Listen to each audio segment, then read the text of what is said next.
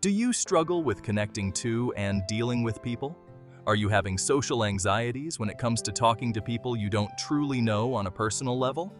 Do you know that how you view yourself plays an important role in how you treat others? Are you having troubles with starting a conversation with a stranger? Do you know that there's a way to become an excellent conversationalist? Did you know that you have the power to control other people's actions and attitudes towards you just by how you act towards them?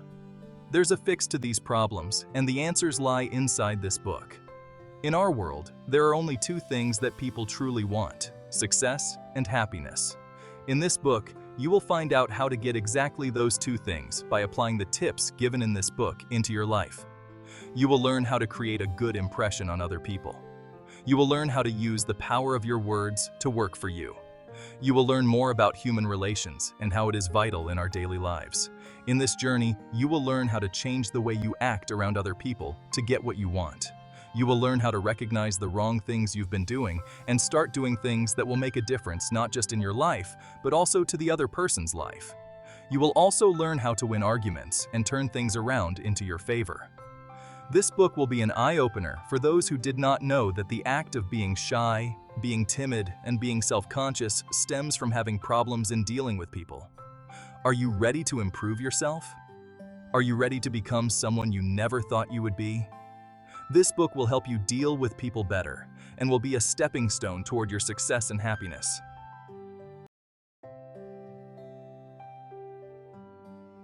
The common denominator. To all success and happiness is other people. We all have different answers when we're asked to define success and happiness. My idea of success may not be the same with yours. My happiness may not be yours. But there is one thing that is similar in these two, and it's that we cannot get happiness and success without the help of other people. We don't only have to get along with them, we also need to connect with them and build harmonious relationships with them. Look around you and observe. Do you see how the most successful individuals have a way with people? Doctors, lawyers, public servants, politicians, teachers, scientists, and so many more. Every one of these people's success rely on other people, and so does yours. It doesn't matter if you're the smartest or the prettiest or even the richest, your success and happiness will always depend on other people and how you deal with them. There is a saying, "No man is an island," and this just means that we can never survive on our own, and we will always need the help of others. In our modern world today, we won't achieve success and happiness without taking other people into consideration. A doctor or a lawyer, no matter how smart, cannot be successful if other people don't trust them. Without establishing a wonderful relationship with their clients, they will not achieve the success they want. A salesgirl who manages a store and has fun selling goods does not necessarily have to be the prettiest or the smartest to be the best at what she does. She just has to know how to deal with her customers in a way that will get them to buy from her. All of us want success and happiness, and this will be largely dependent upon our skills on dealing with other people.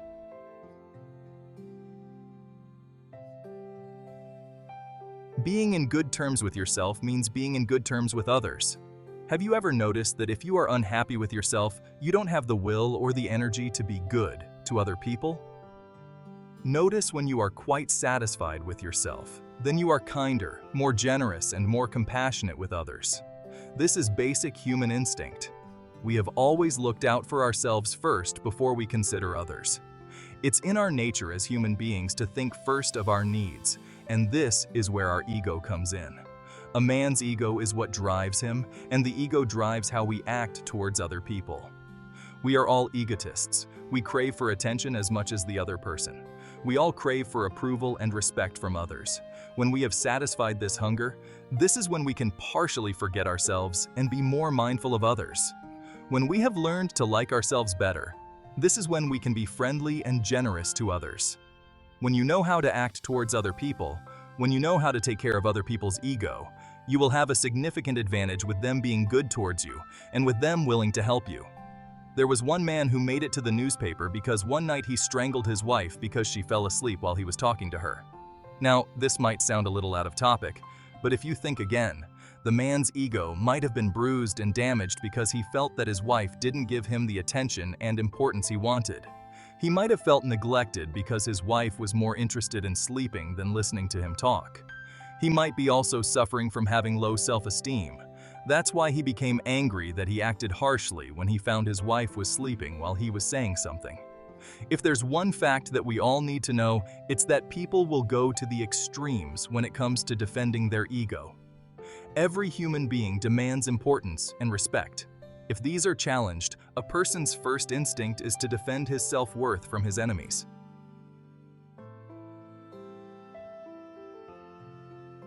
Acknowledgement, appreciation, and gratitude is free.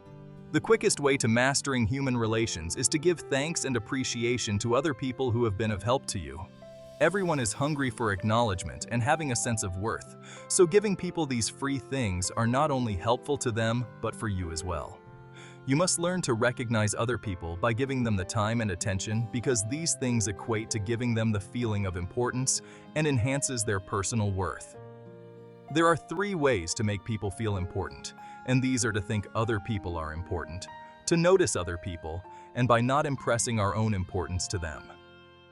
A businessman came to a lawyer's office to discuss a partnership. They set the meeting to be at 3 p.m., but the lawyer was late. After 10 minutes of waiting, the businessman stood up and left the office.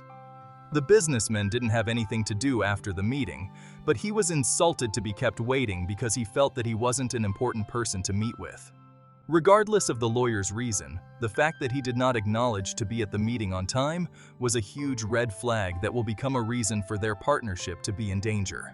Even if it was only for a small amount of time, the chance to build a successful relationship with another person might be canceled due to this irresponsibility.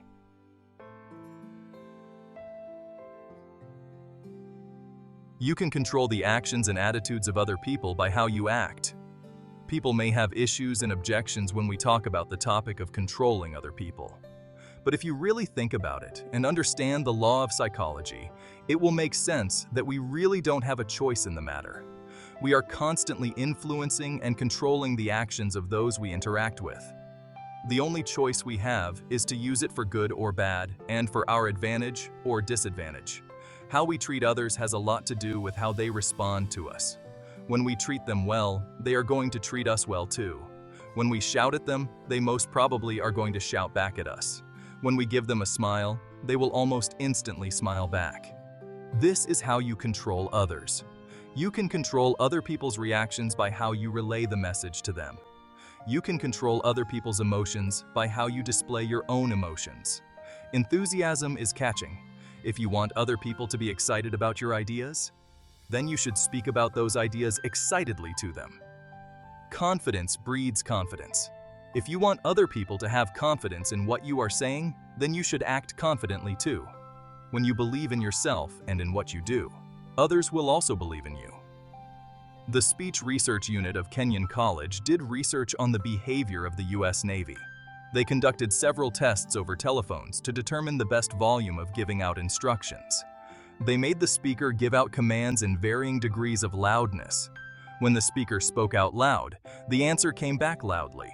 When the speaker spoke out softly, the answer also came back softly. It is a fact, and it is human nature that we reciprocate in the same manner. People just simply could not help but be influenced by the tone of the speaker. The research team has proven that when a person is shouted at, he cannot resist but shout back, even when he is just talking to the phone and cannot see the other person. Our actions set the stage for other people to determine how to act towards us. We have the power to control how they see us by showing them how we act. If we carefully choose our words, we can control the stage we give to the people we interact with. If you want to be approachable and friendly, a smile can go a long way.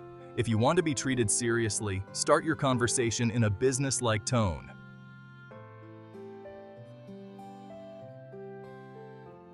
A good first impression is everything.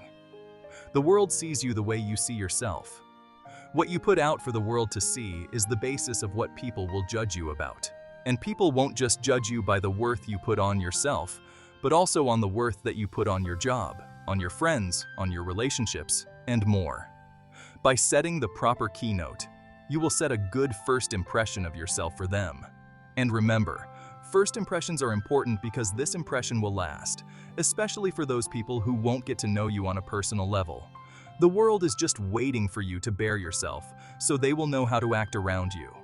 If you want to be taken seriously, you have to start your conversation on a serious note. If you want to be taken lightly, start with a joke.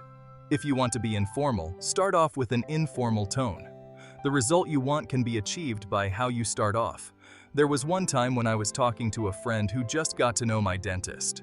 She didn't like him and thought that he was mean and ill-tempered. It surprised me because my dentist was the kindest and most gentleman I know. It just so happened that the first time my friend met him, he was having a heated argument with his wife and was shouting at her. The scene she saw was terrible, and that made a lasting impression upon her. We control the actions and attitudes of others by giving a good first impression. The first meeting is the first keynote, and this sets the mood of how you are going to interact with each other. First impressions usually last, so it's important to do your best, otherwise it will be hard for you to change the other person's opinion of you.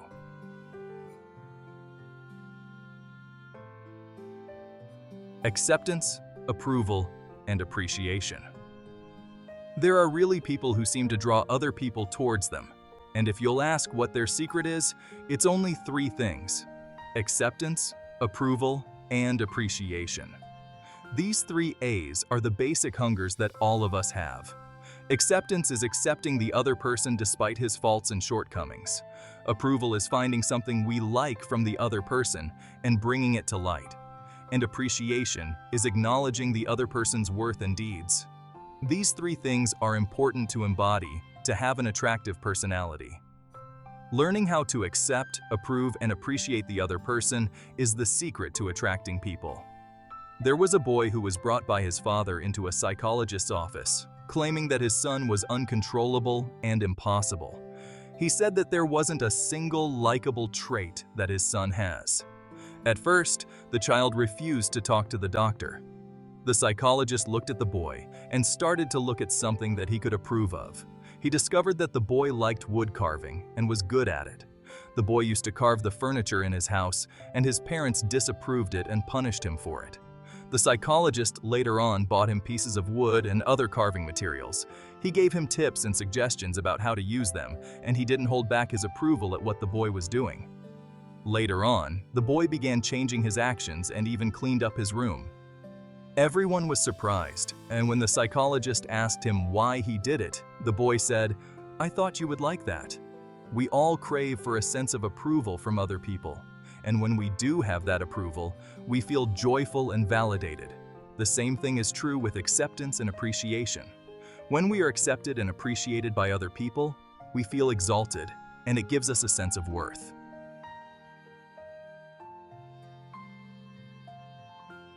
Your outlook influences your reality. Your fear of people will be the reason you drive them away.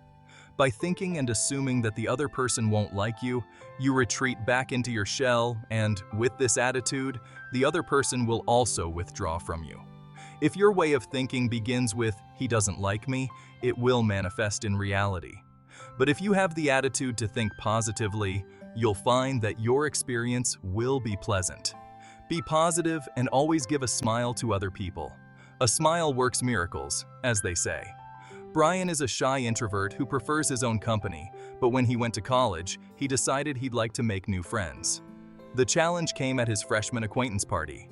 He wanted to introduce himself to a girl, but didn't because he thought that the girl wouldn't like him. When he went home, he noticed his roommate came from the same party, but was with other people.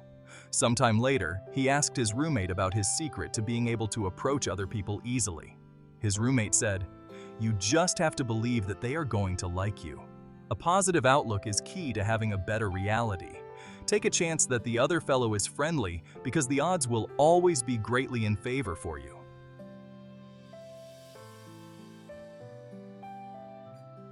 Your words are powerful. The one thing that successful people have in common is having the skills in using words. Your ability to make your business progressive depends on how you harness the power of using your words. Our happiness depends on our ability to express ourselves too. How we express our emotions, our frustrations, our desires, our hopes, and our disappointments, all of these contribute to our happiness. Many people lack the ability and knowledge to strike up a conversation, especially when it comes to talking to strangers. We have a plethora of interesting ideas inside our brains, but we are held back because we simply don't know how to talk. Small talk is common, and it doesn't have to be brilliant. Most conversations start off as being unnecessary, but what's important here is that you initiated the conversation. Another secret of being a wonderful conversationalist is to do the happy talk. Be positive and cheerful because nobody likes a braggart or a negative person who always talks about bad news and doom. Words are powerful, and there is a way to use them in your favor. When you learn how to harness the power of using your words, you can be even more successful in your life. To have an idea how words are so powerful, here is an example. Bradley and his friends were trying to watch a boat race, but there was already a flock of people in the good area. The group comprises 4 men and a woman. The woman has a reputation of being a talker. Bradley talked to the policeman several times to let him and his friends go to the front so they can get an excellent view of the boat race. And every time, the police refused him because there were already too many people up front. Unless some people leave, the policeman can't let anyone else in. On the 3rd time Bradley was turned down, the woman in his group told him to let her try. She went up to him and talked to him for a few minutes. Then she motioned for them to follow her into the pier, with the policeman letting them go by. Bradley asked her how she convinced the police to let them through, and she said, "Oh, I didn't ask him to let us go. I just talked to him and asked him how he was doing. I asked him how hard it was on this sunny day to control such a mob, and he told me that it was quite a lot to handle. He told me he enjoyed fishing and so on. I told him we were here because we really wanted to watch the race, but we were disappointed because we couldn't see anything from back here. Then he just said, 'Why don't you go out on the pier? The view is spectacular there.' You is a powerful magic word. When you get the other person talking about himself, you give him the spotlight and the feeling of importance. If used correctly, you can turn any situation in your favor."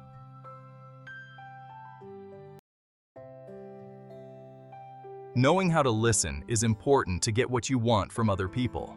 Listening is a skill you have to master if you want to be effective in dealing with people. Listening will help you know what the other person wants. Listening will help overcome your self-consciousness. Listening is just as powerful as talking and learning how to use your words. Striking the balance between the two is what will make you successful in gaining confidence on how to deal with other people. When striking up a conversation, there should be a give and take between the two parties involved.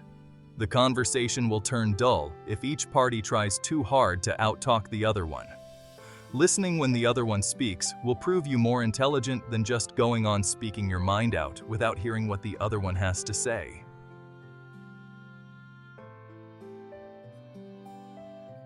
In this book, you have learned the importance of being on good terms with yourself first. You also learned that by being happy and secure with yourself means you being able to treat others well, too. You have learned that knowing how to act can make you influence other people. You've learned that how you treat others has a lot to do with how they respond to you. That when you shout at them, they will almost often shout at you back. You also learned that words are powerful and that you can learn to use them in your favor. You learned that knowing how to start a conversation can lead you to have meaningful and deep conversations that will lead to a change in your life, no matter how small it is. You have also learned how listening can be just as powerful as talking. Having confidence and belief in yourself is just as important when dealing with other people. We all have the power to influence others, but we just haven't realized how to use it. Reading this book will be an eye-opener and will give you more things to think about. You have more potential than you thought, and you can become even better than you originally planned to be. Be confident and be happy.